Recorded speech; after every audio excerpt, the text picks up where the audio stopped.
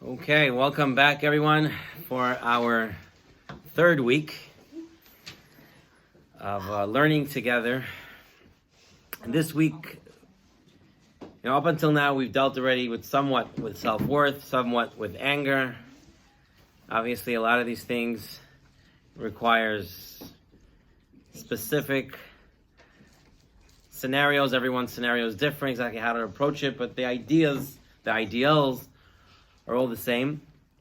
And I hope with Hashem's help that tonight I once again have the zechut, have the merit to share some of the words of our rabbis of how to deal with negativity.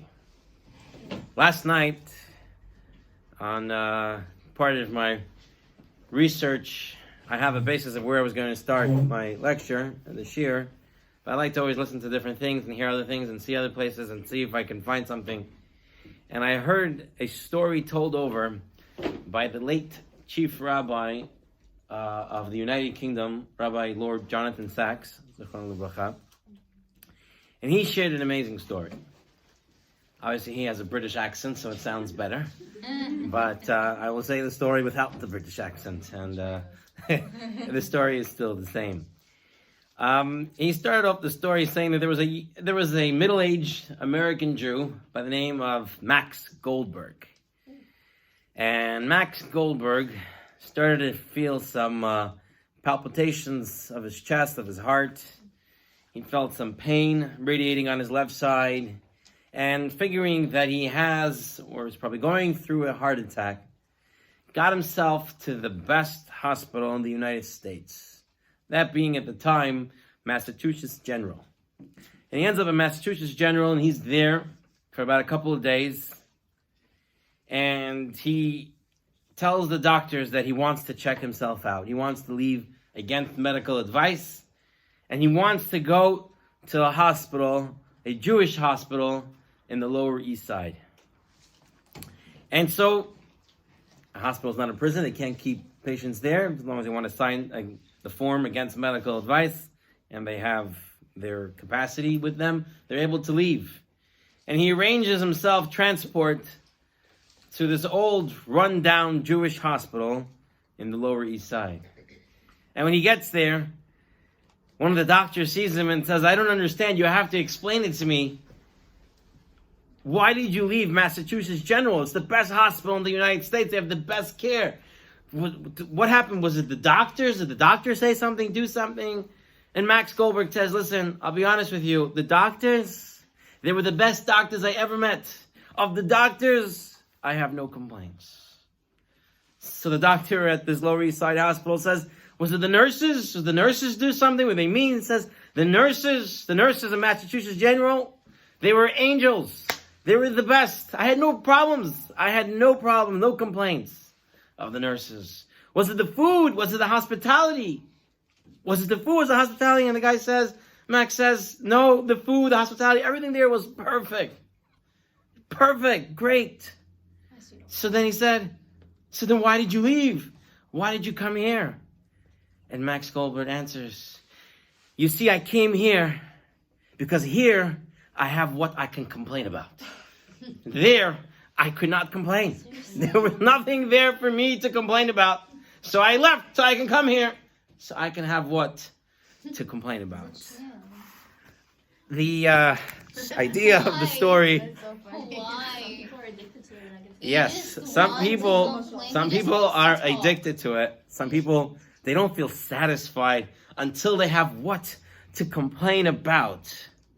And so no matter if everything is going perfect, they can't stand it. I have a friend.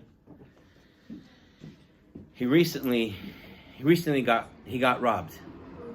And they were all home, the whole family was home. And someone got into the house late at night and stole from them a lot of precious valuables. But when I met him and I was talking to him, he said, it wasn't losing the valuables that really, really hurt me, that really got to me. What shook me up was that my sense of safety, my sense of being home, that I know this is a safe place, that I can sleep at night, that was taken away from me. That was what went away from me. And that, I don't know if I can get that fixed. And then I was thinking, and I said, wow, not only does a person lose that safety, but imagine if that person was the one who invited the thief into his house. He opened the doors, opened the windows, and said, here, come right in. Imagine that. That's what we all do when we let negativity creep in. Because everything's going perfect. Everything is great. Everything's amazing. But then negative thoughts come flooding into us. And then that party that we're at, we can't really enjoy. That family get-together that we're at, some negative thoughts start coming into us. We can't enjoy it either. But who lets those negative thoughts in? They're let in by us. Just like the guy in the previous story actually went looking for it. Sometimes we are to blame for the negativity that we are expressing. Shlomo HaMelech, King Solomon, the wisest of all men, he writes in the book of Mishlei, in the book of Proverbs 15:15, he writes as follows: Kol yimei ani ra'im. All the days of the poor person is bad. All of them are bad. All the days of the poor person is bad. V'tov lev, but the one who has a good heart, mishteh tamid. He's always feasting. He's always having a holiday. He's always having a great time. Now, when you read the pasuk, you read this verse, you really think for a minute, Kol yemei oni ra'im, all the days of the poor person is bad. You're thinking it's talking about an actual poor person. However, all the commentators on this verse say that King Solomon is not talking about an actual poor person. King Solomon, Shlomo HaMelech, is actually talking about the same person. Two people with the same financial status. But one person always lets negativity in. Kol yemei oni ra'im, all the days of his life, because he keeps letting negativity come in, no matter what he's doing, no matter if it's his wedding day, no matter if it's his party, no matter what's going on, since he allows negativity in, it's all ra'im, all his days are bad. V'tov lev, but the person who has a good heart, dilinachs, as they say in Bukhari, and he has a good heart, that person is mishteh tamid. He's always feasting, because no matter what happens, he is always happy. Question. You said someone can be negative on their wedding day. How can you be negative on your wedding day? They're worrying, anxious. Like So- you're marrying the love of your life. Why So- are you sometimes all right. Not their love of their life. I'll answer it quickly. I'll answer it quickly, and we'll move on. But I'll tell you myself. I remember my father, should live and be well, Rabbi Shimon from Borough Park. He told me on my wedding day, he said, today, no matter what happens, don't let it affect you. And things did happen. On the wedding day? On the wedding day. Wow. So all of a sudden someone needs more money, someone's trying to charge you more, the limo, the flowers, the photo place, everything, and the person who is not ready for this will get nervous, and it'll start to ruin his day. Tov lev mishteh tamid. But if a person can look at it differently, he's always going to be happy. Rav Gifter, Zecher Tzadik Lebracha, would share an amazing mashal. This is a parable. And his story goes as follows. There was a man visiting the famous museum in Paris, in Paris. The Palais Le Louvre, the museum, the Louvre Museum, which is the museum of art. All the famous art pieces are in that museum. And as he's touring, go ahead. As he was touring the museum, he saw a group looking at a piece of art, and they're saying this was made by the famous painter Rembrandt, and everyone's talking how good it looks and how this it looks and that guy and that. And this one guy who was in there, He looks at it and says, wow, this thing looks like sour milk. It just looks so bad. Oh my God. Who let him What's in? so special? No, the tour continues, and they come to another piece of exquisite art by Van Gogh. Wow. Very chashuv piece of art. Everyone's looking at it. Shh, wow, it's amazing. And he looks at it and goes, again, it looks like sour milk. What's the thing in sour milk? Finally, they come to the most famous of paintings, the Mona Lisa. Who drew the Mona Lisa? Was it Da Vinci, right? I think it was a vintage. Okay. And they come to the Mona Lisa, the most considered by many to be the most magnificent portrait ever painted. And the crowd was oohing and eyeing, and everybody was amazed. And then he goes, you guys call this a beautiful piece of art? It looks like sour milk. Again, people began shouting at him, what are you talking about? Everything looks like sour milk. All of a sudden, an elderly man walks over to this guy and says, give me your glasses. Takes his glasses and cleans it for him and puts it back on him. Says, now what do you see? And now he finally saw the painting. Because he had sour milk in his glass, he couldn't wash it off. That's exactly it. Our perspective of life, how we look at life,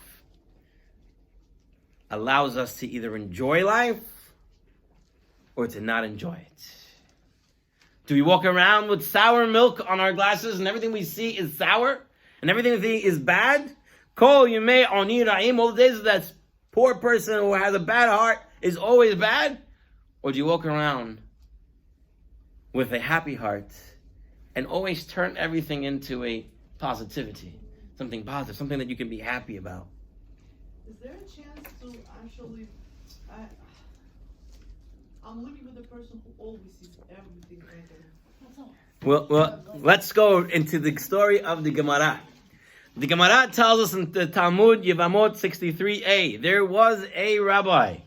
I share his name. My first name is Moshe. My second name is Hiya. There was a rabbi with the name Rabbi Hiya. Rabbi Hiya, the Gemara tells us, his wife was the most terrible wife ever. She was really bad. Not just she didn't do stuff around the house or lazy or stuff like that. She wasn't not doing it just on Instagram all day. She made his life miserable. If he asked for something, she gave him something else. She did things on purpose to get him upset. The Gemara uses the verse in Kohelet that says,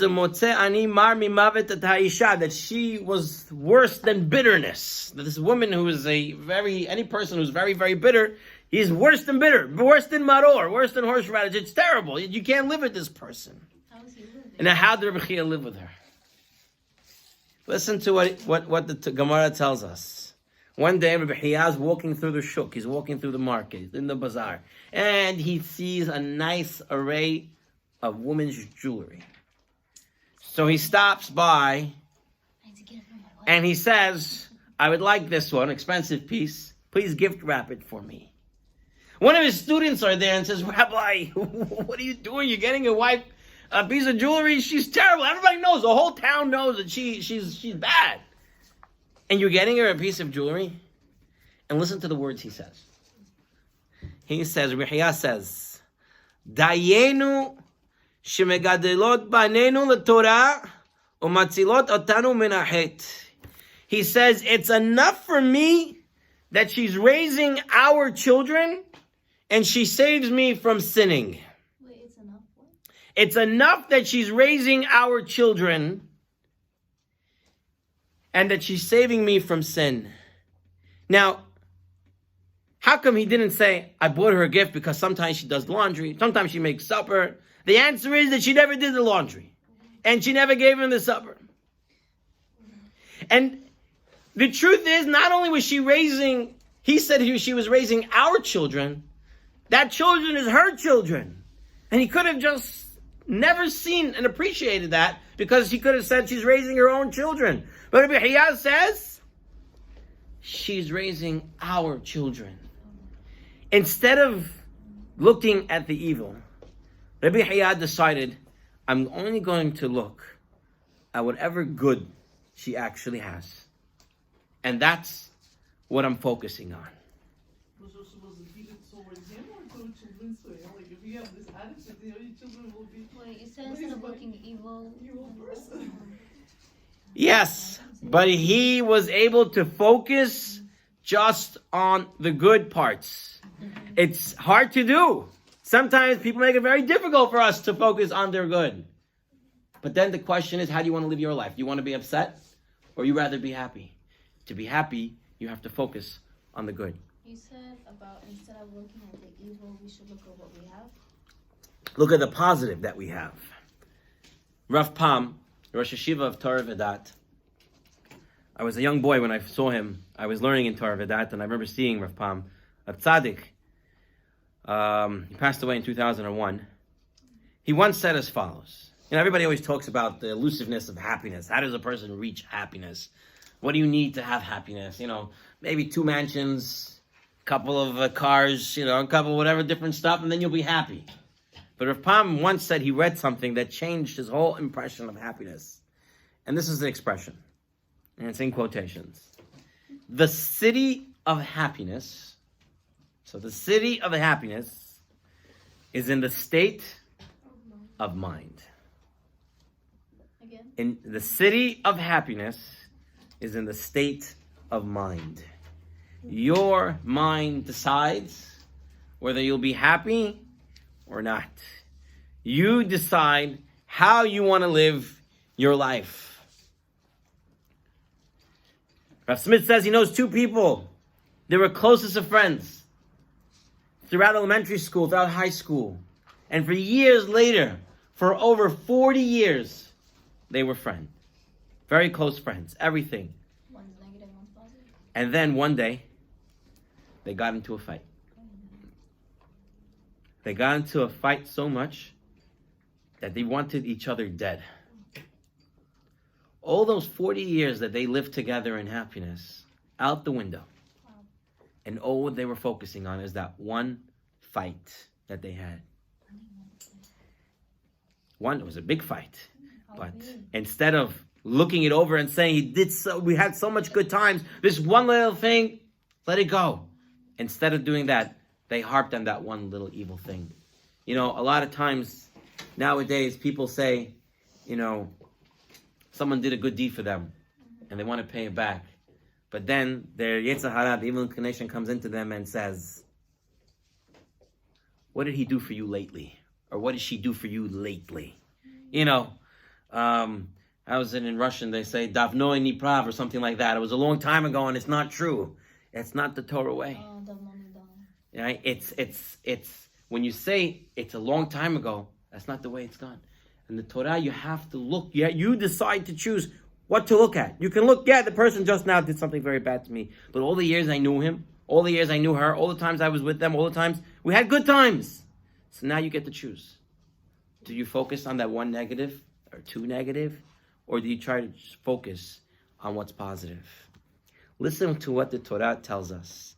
The Torah in Sefer Devarim, Parashat, in chapter 30, it says as follows. Hashem says to the Jewish people, look, today I'm giving you Chaim, life and good. Life is good. Ve'et hamavet ve'et hara. And death and bad. And Hashem says, Ha'chaim v'hamavet natati lefanecha bracha v'haklala. I'm giving you life and death, good and bad, curse and blessings. And the Torah says, at the end of the pasuk, Hashem instructs the Jewish people, uvaharta b'chaim. Please choose life. Who is going to choose death? Who is there going to say, give me death? Who is that? Some people do. Because although uvaharta b'chaim makes sense, to choose life makes sense, we unfortunately, like someone said, we are so stuck on something bad, something that happened, that we end up choosing our own death. We end up choosing ra, we end up choosing evil, we end up choosing not good because we're stuck on that issue that happened. There's always going to be issues. Someone's always going to get you upset. We're people, we're very flaky. Today we're happy, tomorrow someone else may. This just happens. But you get to choose how you want to see life. Hashem says choose life. Choose it. It might not be easy to choose, but please choose it. Because I want you to have a very happy life. I'll take a question in 1 minute. I once met someone after a wedding. They made a wedding. It was their first wedding that they made in the family, first child. And I said, it was a beautiful wedding. It was amazing. You had Narkalive, you had this, you had that, the cranes, it was amazing. There was so much stuff going on at the wedding. There was so much food, I couldn't eat it. The waiter was coming and taking before I had a chance to even put it on my plate. It was amazing. I loved it. And this Baal Simcha, the person who made the party, says, I'm so upset. My neighbor said he's going to come. He didn't come. I was waiting for him the whole wedding. He just made a wedding. He married off his son. His son got married to a very nice girl. Everything went beautiful. The wedding was beautiful. And he's sitting and harping on that one of his neighbors didn't come to the wedding. Maybe very close to that neighbor. Maybe. But instead of being happy for the simcha that's going on, the person is harping on the negative. That one little negative. That one person didn't show up. He might have a very valid reason. He may not. He didn't want to get out of his PJs. I don't know. He didn't come. It's possible. But what are you choosing in life? To focus on that person that didn't come? Or to focus on the bigger picture of the happiness that a person has? So that one little thing can destroy the entire day. Exactly. If you allow it to. If you allow it to. Things will be thrown your way all the time. It's just the way life is.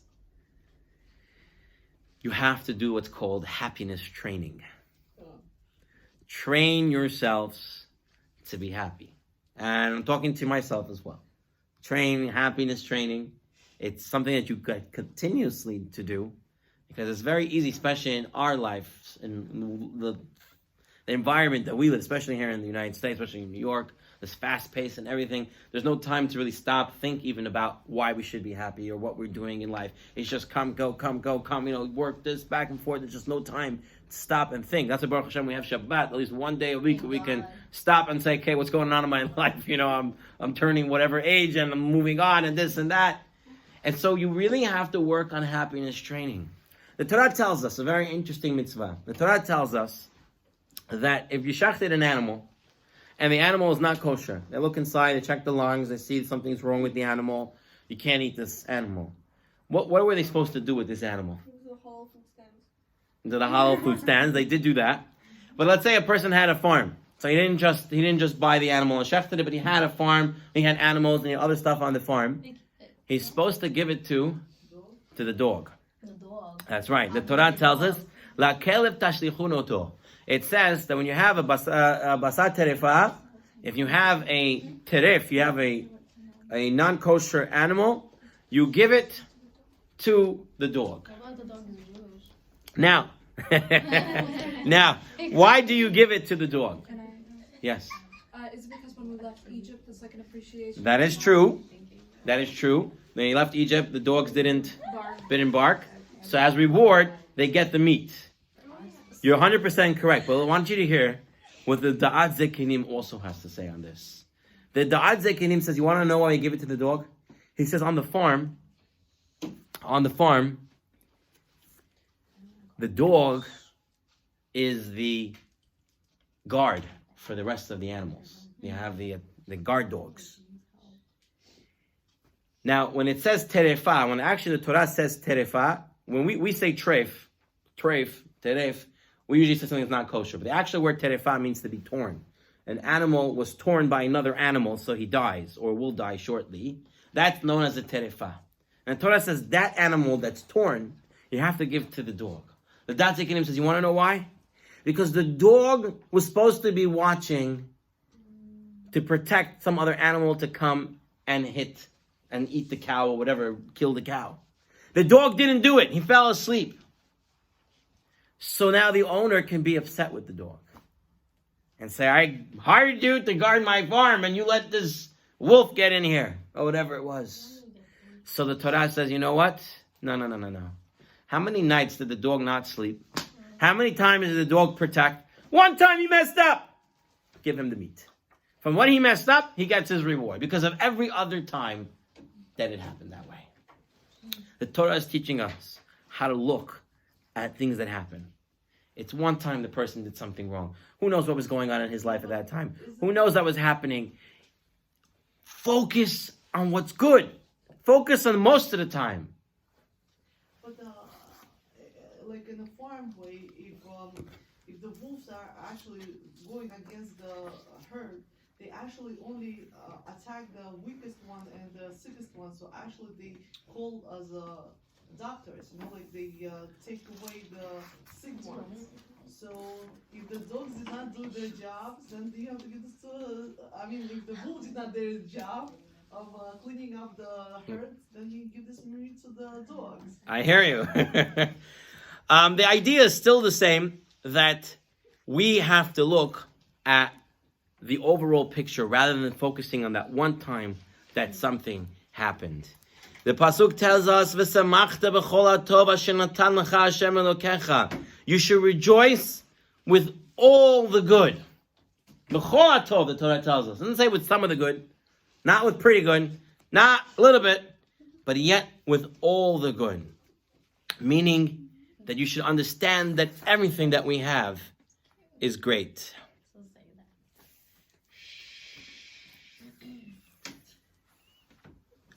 Let me tell you a little bit about a few rabbis. When we look at the rabbis, I'm going to tell you stories of the rabbis. I want you to understand something first. Anytime you hear a story about a rabbi, anytime. This is very important general knowledge. The rabbi wasn't born that way. All right? Or any great person that you hear a story about, they were not born that way. Well, everyone was Okay? They were born as a regular person, just like you and me, and they worked on themselves. They continued to work on their character traits. And so when you hear about it, it's not just say, oh, that's this big rabbi, and they were able to do that. No, the story is, I can reach there also. Every time you hear such a story, is that if I work on myself, I can also reach to that level. The Stipler Gaon, huge rabbi, amazing person. What's his name? Rav Yisrael Yaakov Kanevsky, the Stipler. He was known as the Stipler. And he said, from head to toe, this is in his later on in life, in his older age, he said, from head to toe, there isn't a bone that doesn't ache me constantly. I'm living with pain all the time. Can you repeat that? But yet, I'm always happy. He said, from head to toe, there isn't a bone that doesn't ache me constantly, but I'm always happy. How could you be happy, they asked him, if you're in pain all the time? He says, we're taught that a person lives 70 years. An average lifespan at the time was 70, 80. He says, I'm already in my 90s. I'm supposed to be dead. So it's aching me. Okay. I'm happy I'm alive. The Stipler, instead of focusing on his constant pain that he had, was able to say, the big picture is I'm still living. And that I'm happy about. Rav Pam, my Rosh Hashiva of Torah V'dat, when he was suffering towards his end, he had a very, very terrible disease, and he was in a lot of pain. And the doctors told him, you have to tell us when you're in pain so we can give you pain medication. Tell us when you're not feeling well, you're not feeling good. And the night went through, 2 nights went through, and he didn't say anything. So the doctors came and spoke to his children and grandchildren and said, you got to tell your grandpa that he got to complain when he's not feeling well. So they went to Rav Pam, they went to the grandpa and said, Zaidi, you have to complain, you have to tell them that you're not feeling well. And he says to them, he asks them, I should complain? I'm 80 years old. I know people in my life that didn't live to 50, didn't live to 60, didn't live to 70. I'm 80. And I'm going to complain about some pain. Obviously, he was living in the city of happiness. There was a Rosh Hashiva of Mir, of Nosson Tzvi Finkel. He had Parkinson's disease from a young age. And, if you take Parkinson's medication, you lose your ability to think. And he wanted to learn Torah, so he wouldn't take his medication. But as such, he would be shaking and he'd be in a lot of pain. Yet anybody who looked at him, you can take all the pictures that they have of him, he's always smiling in every picture. What's his name? Rav Nosson Tzvi Finkel. And someone asked him, how could you always be smiling? How could you always be learning when you're in so much pain? And he says, I don't learn with pain. I'm not smiling with pain. He said, I'm learning with simcha. I'm happy that I can learn Torah. That's enough. I'm already happy. I have Torah in my life. I'm able to learn. That's making me happy. I can focus on that. Rabbi, is this him? As if that's what it says.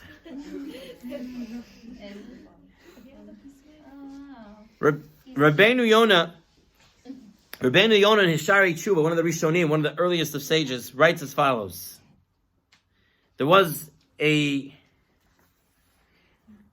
wise person and a Talmid Chacham.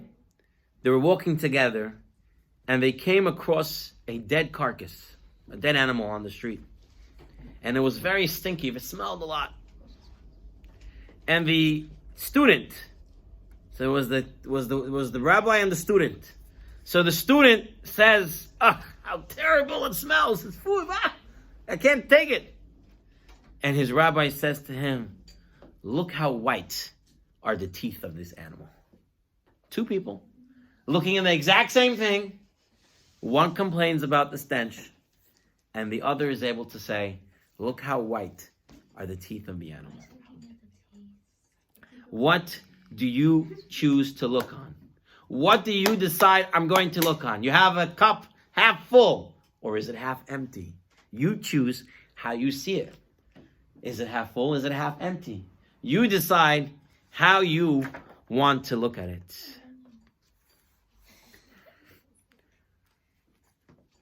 During the last decade of his life, Rav Shimon Schwab was confined to a wheelchair. When he was younger, he was a very energetic person. And everyone could see it was difficult for him to be disabled. But yet, he always had a smile. He was always happy. And once his grandchild said, "I don't understand, Grandpa. How do you do it? How do you do it? You were so energetic, and now you can sit in a wheelchair, and you're still happy about it?" And Rav Schwab said to him, "Listen to this. I want to ask you a question. Imagine someone comes to you and says, here's $1 million. You do whatever you want for it. However you want, use it. Eventually, I'm going to come. I'm going to ask for it back. But until I come, you can do whatever you want with it. Now, imagine that you use it for years and years and for decades. And one day the phone rings and your benefactor informs you that he's coming to take back the money. Would you be upset that he's coming to get it back? Yes. Well, should you be upset? No. It's not yours. It never was yours. He gave it to you. I'm upset, but it's the right thing to do to give it back. So you wouldn't feel bad giving it back. You would feel bad that you're losing this free money, but at the same sense, you know it never really was yours, right? He says, I look at life this way. For years and years, Hashem just gave me life. He gave me energy. He gave me everything. So now he decided to take some back. So I should be unhappy? He gave it to me for free, and now he's taking it back. Hashem natan, Hashem lakach. Hashem gives, Hashem takes. How do you look at life? And I'll end off with one last story, and then we'll take some of your questions. Imagine you're at work. I don't know if any of you actually work yet. Some of you do, I think. Yes. So imagine you're at work, and you're in the break room. You're going to eat some lunch. Or you're in school, and you're sitting there. The story works better at work. So someone's at work, and you're in the break room, and you're sitting there, and one of your coworkers come in, takes out a sandwich from his bag, and says, peanut butter again. I hate peanut butter. And he eats his lunch. Very upset about it. You come back the next day, and it's the same scene over again. He pulls out the peanut butter sandwich, and he says, peanut butter, I can't stand it. But he makes it. And the next day as well. And every day. So you're there, and you're going to say, okay, this is crazy. This is out of control. So you walk over to the guy and say, listen, I feel very bad for you. I see you're working here, you're doing this. Probably your spouse, probably your wife is packing your lunches. Don't tell her in a negative way that you don't like peanut butter. Tell her maybe, I like pastrami sandwich, or I like a tuna sandwich, or something in a nice way, so she'll change it. And maybe you won't have to be upset all the time. And so he says, what are you talking about? There is no wife. I am not married. I don't have a wife. So who prepares your lunches? Myself. The wife is not waiting. But is it really? It isn't really a mental problem, because how many times in life do we decide to choose something to get upset about it? Instead of saying, let me try something else. Let me look at it in a different way. So you're saying we're choosing our horrible situation? Well, no, we're not choosing our horrible We're situation. choosing to harp on the negativity. But he chose to have peanut butter. It's the mashal, it's a parable of how we choose to get stuck on the negativity. Instead of him deciding to look at doing something else, the same way we decide not to look at the happiness in the situation, rather look at something else. There was a rabbi, I want to just finish up with one last story, and then I'll take your questions. Just give me 1 minute. I'll take your questions. There was a rabbi by the name of Rav Zalman Brizel. He was one of these rabbis that was very careful when it comes to matzot on Pesach. He would make his own matzot, make sure all the special strictnesses to get the most kosher matzot you can possibly get. He would work on it very hard, and he would have special 6 matzot, 3 from first night of the Seder and 3 for the second night. And then the rest of the Pesach was different. But the first night he had very special. And it was the first night of the Seder, and he had his matzot, and he was getting ready, and they were getting up to Motzi Matzah. And all of a sudden, in the house on the Seder night, especially how many kids are there, everyone's there. And one of his grandkids comes by, and he's running through. The tablecloth gets stuck to his hand, and the whole tablecloth comes flying over with everything on the table, including his special matzot, and crumbles. What does Rav Rizal do at this time? He looks up to the heavens, and he says, Hashem, thank you for giving me grandchildren. Rather than complaining about what happened, my matzot, my this, my that, thank you, Hashem, for giving me grandchildren. How many people we know are married and don't have children, and they're davening, please Hashem, give me a child. And then we, the people who are married or stuff like that, we come home, the home's a mess, and we're all upset. Look at myself, we come, what happened here? No one put anything away. And yet, if we stop and say, how many people would wish that their homes would be mess from children's making a mess there, so they actually have kids? It's how you look at the situation. And that, I think, is the lesson that Shlomo HaMelech was teaching us. And Shlomo HaMelech told us, as we mentioned in the beginning, Kol Yemei Oni Ra'im. The person who decides to look at the negative, all his life is bad, because he has nothing to be happy about. But Tolev Mishtet Tamid. But the person who looks at the happiness, he's always happy. I want to take you 2 biblical figures. Avraham Avinu. Avraham, right? Abraham. He didn't have a child till he was 100 years old with Sarah. Hashem says, go to Israel. All right, I'll show you the land to go. He gets to Israel, there's a famine. He got to go to Egypt. He goes to Egypt, they almost steal his wife. They almost kill him. He has to lie and say it's his sister. Twice that happens to him. You know the pasuk says when he dies, what says about him? He says, he died in old age and he was satisfied. Satisfied? How do you get satisfied life? You had so much trouble. Because he looked at the positive. David HaMelech, King David, the sweet singer of Israel, right? Everyone knows he wrote all the Psalms. Mm-hmm. He wrote all the songs. You would think he had a nice merry-go life and he was with the harp all the time singing. Mm-hmm. Well, let me just tell you, his brothers hated him. His mother had a very hard life. His brothers, hard time with them. Eventually, his father-in-law tries to kill him numerous occasions. His sons try to kill him. His sons kill each other. He has a very terrible life. His sons killed each other. Yes. Mm-hmm. And yet, David HaMelech, it goes down in history as a person who sang songs. A happy person. How? And he really had bad things happen to him. Because he decided to focus on the good. In fact, he sings songs. He's writing, I'm running away from my son Avshalom, who's trying to kill me. And he's singing a psalm about that. How? He decides to look at the good. He says, at least it's my son who's trying to kill me. At least he'll kill me with mercifulness. Imagine it was actual enemy. That's David HaMelech. Didn't happen in the end. No, his son didn't kill him. But he lived his life by looking at the cup as half full.